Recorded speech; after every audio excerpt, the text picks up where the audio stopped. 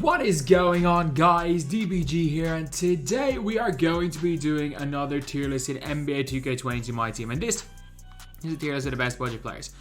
I have most definitely forgot some. Most definitely forgot some.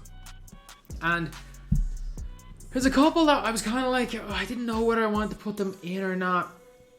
It was the likes of, you know the guys, like those free cards you can get. I didn't want to put Jefferson in. So all the cards with the Jefferson I want to put in. You want to put any of the playoff cards in. Because those cards, you get all those grinds done in 5 hours or in 7 hours. Or you could take like days and days of doing them. And you need MT to get those cards. You probably need 40, 50k MT just to get all those cards. So it's kind of hard. It's kind of hard to put any of those guys in. But still, at this stage, I just kind of left them out. So we've got a lot of not great cards in here, but kind of wanted to keep the price range at around 15 to 20k, there or thereabouts. So it's not like we have too many. We've got close to 50. First up is Gordon. As far as budget players go, I'm gonna put Gordon in B tier. He has no flaws. Like Aaron Gordon, literally as a card, is like he's as good as they come in terms of like just having nothing wrong with him. The only issue is that look, he's not the greatest when it comes to anything.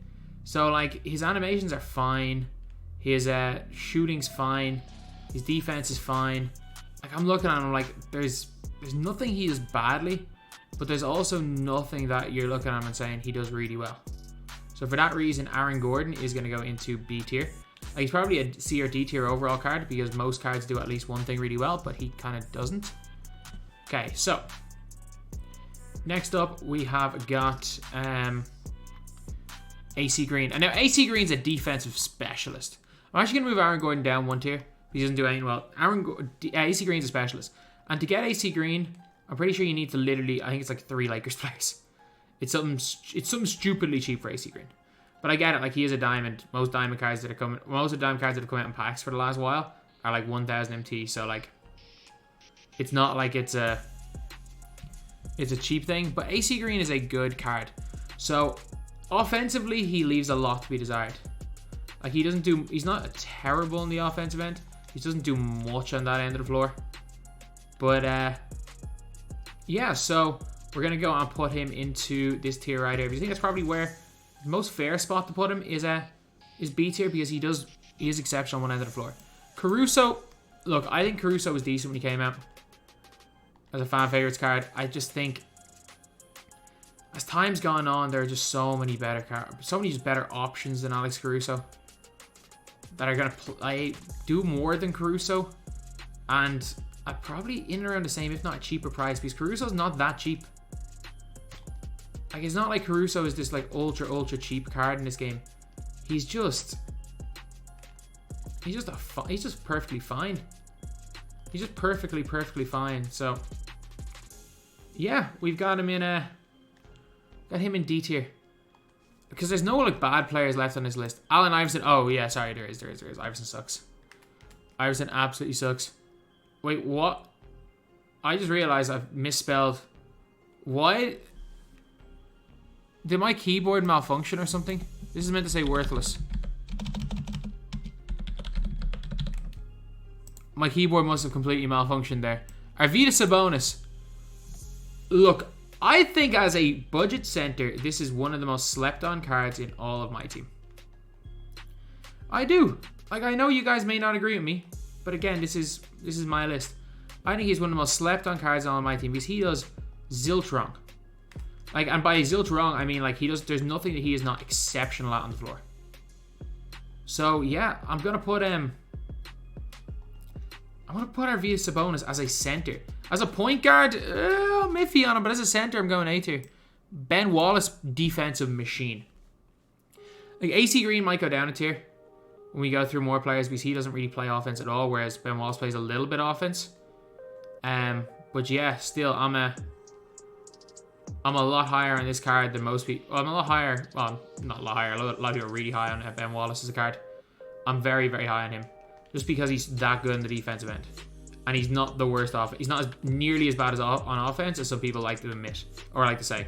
Because like I've been watching like say Unbeatable Jacob, who's been playing a lot with Ben Wallace. I've been watching what he's done with him, and he's legit made Ben Wallace look like a damn competent offensive player, which is not an easy thing to do. But yeah, then we've got, I'll go B tier as well for Billy Owens. I think that's probably the tier that he belongs in, because he's very good on defense, and he's a lot better. He's a lot worse on defense than Ben Wallace, but he's a lot better on offense than Ben Wallace as well. So he's going to go into that tier. Boban. I'm sorry. I'm putting Boban Marjanovic in S tier. I don't care. I don't care. Complain all you want. Complain away. Complain away. This is my freaking video. I'm out here with my Boban in S tier. Boban the freaking giant. As long as I have a channel, as long as I have a voice, Boban the damn giant is going to get his respect.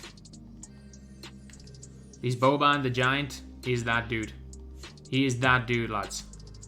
Boban can compete with Yao. He's got a better player build than Yao. It is just, there are some things that you just can't judge in stats. And it's player build. Player build is, he's the best player build in the game outside of Taco. Boris Diaw, see, Boris Diaw versus Aaron Gordon, they're so similar as cards. They're super, super similar. So, yeah. I'm going to put Boris Diaw in the same tier as Gordon. They're both cards that have got like 80 plus in every stat. They both got decent releases. Nothing spectacular in terms of releases or anything. Both good. Both of them are good. So yeah, we're going and putting him in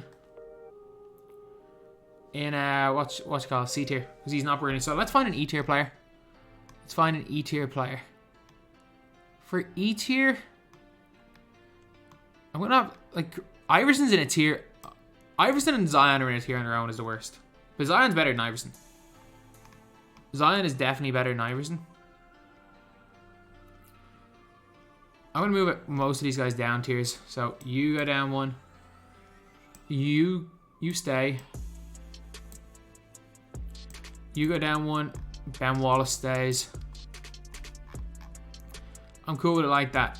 And just for argument's sake, I'm gonna put Bruce Bowen in D tier. He's got so few badges. Like he's got so few badges, lads. And I just can't justify Shane Battier just being a... There's no reason to ever just have Bruce Bowen. Does Bruce Bowen belong in a higher tier? Yeah, he's probably a C or a B tier player, but he's a copy and paste but worse Battier. Billups. C. Billups isn't terrible. As far as cheap players go, he's not actually terrible. Like he's a solid shooter. He's a solid movement wise. Defense pretty good. Boucher. Lads, Boucher is the most slept on card in all of my team. There's gonna be a Chris Boucher video on my second channel. But Chris Boucher, I'm telling you, this guy right here is that dude. This guy here is really that dude. Ferry, I'm gonna put Ferry in B tier. So like I'm looking at Ferry thinking like he's a decent shooter, not a great shooter, a decent shooter. His overall movement is okay. His release is perfectly fine. Like base 98 and quick is a fine release. So like there's nothing really Ferry's bad at. So yeah, I'm gonna go B tier. And I really like Danny Ferry. Screw. Like the only issue is that like now we have a much better Danny Ferry that's still somewhat affordable. Like obviously it's been a long time. Like Ferry was that dude when he came out. Like Ferry really was that dude. So he could go up a tier. Green. I mean Danny Green is just solid. He's not gonna do anything right, anything wrong. Denny Avdia, the best budget point guard in the game. Denny Avdia, like, and people are, anyone saying, oh, why are Denny and Boban, like, Denny's my starting point guard, Boban Marjanovic is my starting center. I've got, like, an expensive, I got a lot of Dark Matters. Like, I could easily make a 13 Dark Matter team on my account. But no, Denny plays point guard and Boban plays center. So like, if I'm not putting the guys that I run in my main squad in S tier in a budget tier list, like I don't know why I wouldn't. Donovan Mitchell. Now Donovan Mitchell's a really good player, so he's gonna go C tier. Only issue is his height, because his player model is really decent because of his really long wingspan.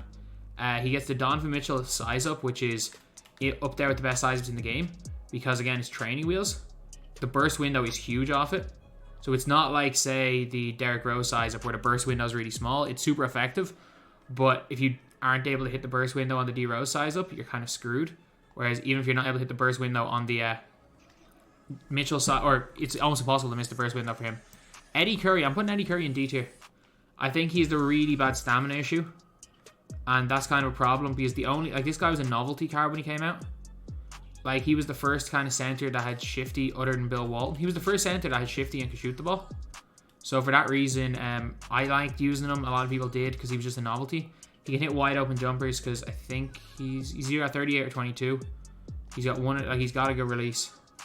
Yeah, it's just, as time's gone on, this card, like there are other cards that do what this card does 100 times better, and the novelty of this card is just wore away. Like, he was more of a novelty card than anything else. Hakeem Olajuwon S. Whether you're playing him a center or power forward, for the price of around 15k, 15 to 20k, depending on what you can get him at, Hakeem Olajuwon is an S tier player as a budget player. He is, like, for me, he's better than Sigma. I know a lot of people are going to put Sigma over him. I put Hakeem over Sigma. Player builds good on defense, really good. Hedo Turkoglu. Now, Hedo Turkoglu is going to go C tier. He is just an offensive juggernaut. You can still hold your own with Hedo Turkoglu on defense. The release they gave him is solid. He has the normal leaner. He moves really, really well. Like, they didn't do Hedo dirty at all. They made Hedo a really, really good card. It's just, the release isn't what pace 11 used to be back in the day, and definitely not 98 like they gave him last year on very quick. Amon Shumpert. Now, this is why I got Billups in C tier, because Amon Shumpert's better. Amon Shumpert, so damn underrated. He's so underrated. His release is good. His movement is good. I'm pretty sure he comes with Pro 3 behind the back. He'll dunk on people. I'm telling you, he is ridiculous, lads. He is ridiculous. And again, if it wasn't for... I would say you could easily get away with using Amon Shumpert as your point guard if it wasn't for the fact that there's damn SBMM in every game mode other than freaking TTO. I know that because I've been reset more this season than any other season, and I've yet to play... I've played like 60 games. And I've played a grand total of 3 beginner players in those 60 games. And all 3 of them were on an account that had reverse boosted. They were on an account that had reverse boosted, made his SBMM like useless so that he could boost, so that he was able to boost Finley on the first day. And then after reverse boosting, I've only faced bots on the account. I only faced guys that were awful. Every other account, I've yet to play a bad player. Okoro. Okoro's going to go B. Okoro's good. I think you could maybe argue Okoro on a tier higher. I really do. His player model is solid. I'm not going to say he's the greatest player model in the world because he doesn't. His release is, again, it's just solid. Everything about this card, I will say, is just either good or solid. There's no real flaws here with Okoro. It's just there are better options. There are better options than Isaac Okoro. And again, I'll be putting together like my ultimate budget 10, so Okoro might get moved up, but I don't know. I think it's more like... No, actually, Okoro should probably get moved up. Should he? I don't know. I think, yeah, Okoro should get moved up to A. Okoro's really good. Isaiah Thomas. You know what? He's not as bad as Iverson. Get into E tier. He's got, like, good dribble sigs. Like, there are actual positive things about this guy. I don't think he's good. Don't get me wrong. I don't think he's good at all. But I think there are good things about him. I think that he belongs in E tier a lot more than... there are good things about Zion as well, though. So, I don't know. Maybe Iverson's going to be in a tier on his own. Zion, you get up 1 tier. I think I'm a little bit harsh on Zion because of the stamina issue. That's the big issue with Zion. Like, a lot of people are going to be like, oh, his release. Hell no, his stamina. He gets tired after 1 dribble. Like, you can't go to the basket. You can't even run to the basket with him. If you burst to the basket with him, by the time he reaches the basket, he's too tired to dunk. Sigma A, potentially get to move up to S. Sigma is at worst an A tier player. at the power forward position. He is at worst an A tier player. Like, Sigma is really that dude, and he might give it up to S. Crawford, B. Now, Crawford 6'5", does not feel it. Terrible player model. His dribbling is good, though, because of his skinny player build. He actually gets some nice animations. Even though he does only have shifty dribble stat. Like, there are flaws with this card, but he is good. He's good. His defense is almost non-existent, though, which is kind of an important thing. Obviously, there's two ends of the floor, and defense is one of them. So I wouldn't go out of my way to use Crawford. I'd honestly rather use Shumpert, but he's fine. Jason Richardson, kind of a cool duo with Boris Diaw. The only issue with Jay Rich is that release. Like, they screwed him up. He had a really good release, and they gave him a new one. They actually gave him a worse release. I've never seen that happen. Like, he had base 31, which everyone liked. By the way, everyone liked base 31. I've never seen anyone say that they were super hot. Like, actually, you know what? The Middleton release is a decent release. Like, people like Middleton's release, but not as much as people liked base 31. But yet, they actually took away the Middleton release and gave him base 31. Or say they took away base 31, which is a really good release, and gave him Middleton release, which is a fine release. And they didn't even give it to him on very quick. Like, they gave it to him on quick. So he's just could be a lot better. All he does is green, getting to A tier. Jeff Green is the damn, like, one of the most slept on players in this whole game. Like, as far as pure catch and shoot goes, and defense, he's really good. His catch and shoot is ridiculous, because he will not miss. His release is, it's not Luka level in terms of hard to contest, but it's really hard to contest. He's got a huge player model, so he's actually going to be pretty solid on the defensive end. And just all around, a really good player. It's the reason why I say all he does is green, because all the dude does is green. He doesn't do anything. Like, if he's open, he will green. I'm going to go E tier, honestly, for Stackhouse. I'm going to move Caruso up a tier. Caruso doesn't belong in this lower tier. Stackhouse was kind of cool when he first came out, because he was like this really cheap opal, and he wasn't garbage. Every other cheap opal in the game was straight up garbage. So Stackhouse was kind of like an anomaly. But now, like, Stackhouse is just a not very good Galaxy opal. And like, back again when Stackhouse came out, I don't even think did we have Dark? Yeah, we did have Dark Matters. But he was the first, like, again, truly affordable Galaxy opal in the game. That wasn't a dynamic rating card. So I was high on Stackhouse. He's alright. Jimmy Buckets TTO God. Doesn't come with range extender, which is, again, it is kind of an issue, not gonna lie. But his handle is good. He's actually not that much worse in terms of stats. He's not that much worse stats wise than his Dark Matter. He's really not that much worse stats wise. And badges wise, obviously, is quite a lot worse. But stats wise, it's not much of a difference there. So I'm in general kind of a lot higher in this card than most people. Kaminga is going to go hover. He's hovering between A and B. He's hovering in tiers. So, like, I think Kaminga, again, is really good. Is like, is he better than Ben Wallace? Ben Wallace is probably the highest player in this tier. Now we're on to Josh Smith, and a incredibly slept on card, A tier. It's just we've had better cards come out than him, but Josh Smith still has. He still has that really good Brook Lopez base. He still has a decent jump shot, good shooting badges. Unfortunately, no shots around the arc. Rod spots around the arc. He's still got quick dribble stop, a good behind the back, a really good player model. Josh Smith just got overshadowed because there were a lot better guys that did exactly what he did that came out during Season 6. But, like, Josh Smith was a really, really good guy and still is. He's going to go A. Herder. I'm going to put Herder in that Hito Turkoglu, like, all-out offense tier. I think he's really solid. Again, he's still only like 9 or 10 KMT. If you want to put Reddish, I'd probably put Reddish in like CD. Herder is all-out offense, decent on defense. I mean, you could definitely argue Herder up one tier, but I think that's probably it. Kuz. I don't like Kuz as much as most people. I'm going to put Kyle Kuzma in B tier. I think his release is fine. I just think he moves clunky. I think he'll hit jumpers when he's wide open, but I think a lot of other guys do that. Like, if you're asking me to compare him to a player, it would be Danny Ferry. Like, if I'm moving up 1, I got to move up 2, and I think Ferry's probably got a better player build. Odom, S. Now, this card, stats-wise, badges-wise, you would think he's not as good as Kyle Kuzma. Because he shouldn't be. He shouldn't be. Like, Kyle Kuzma should be better than this card. He's just not. Like, Odom's release, Odom's movement. Like, you give the ball to Odom at the point guard position. Like, he's good.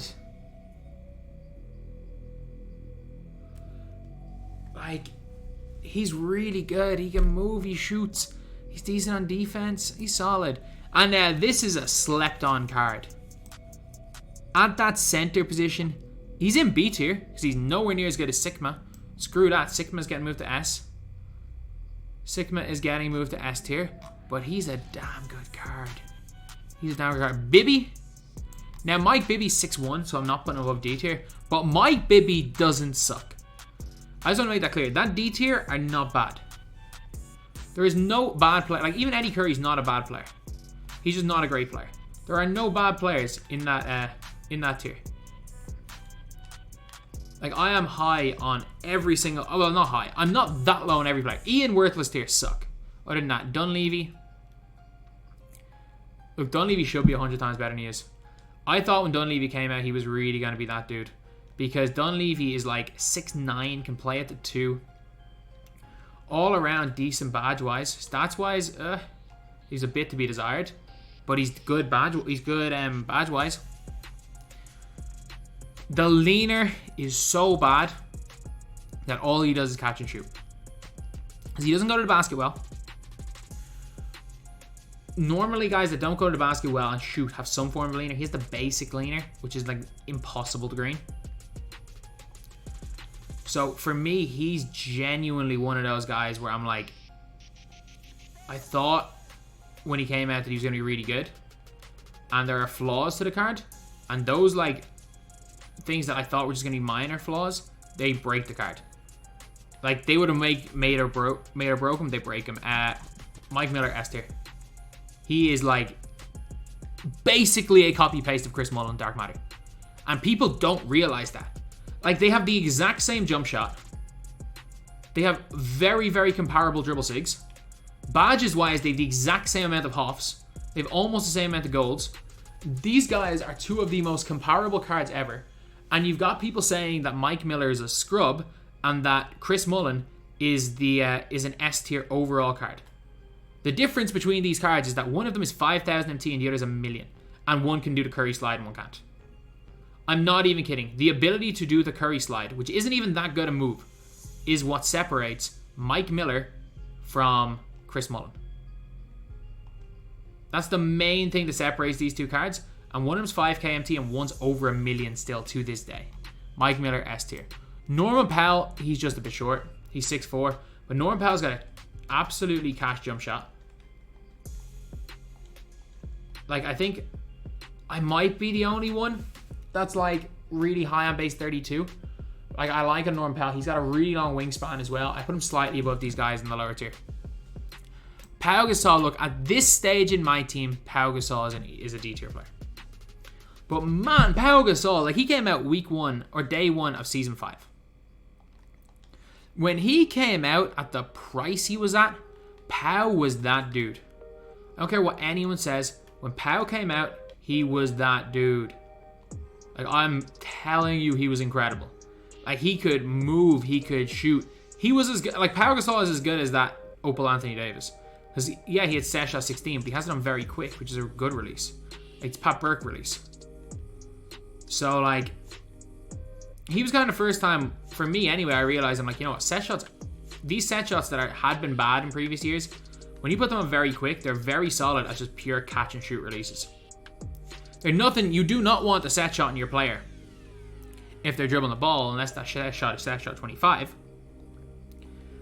Or Luka Doncic. But, like, No, that set shot 16 was a really good jumper on him.